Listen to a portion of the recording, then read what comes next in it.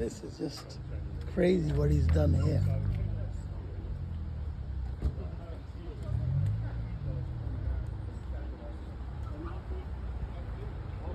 A lot of the ways you wrap the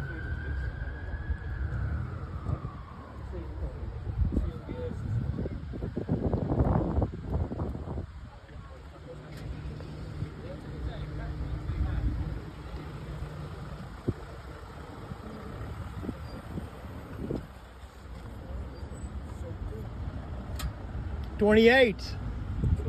28. I guess 26. No, 28. 28.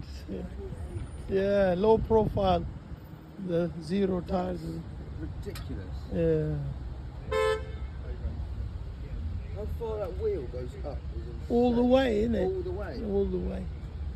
We cleared all the arches. So How big's the engine bay then? It's I mean, I bet it's still massive. oh yeah, it's still a 5.7 original engine. Isn't I'll be honest, that's crazy how it can go from being so high. it? Yeah, it's just when it goes up, Air you know, it's suspension. taller than all of us. Yeah.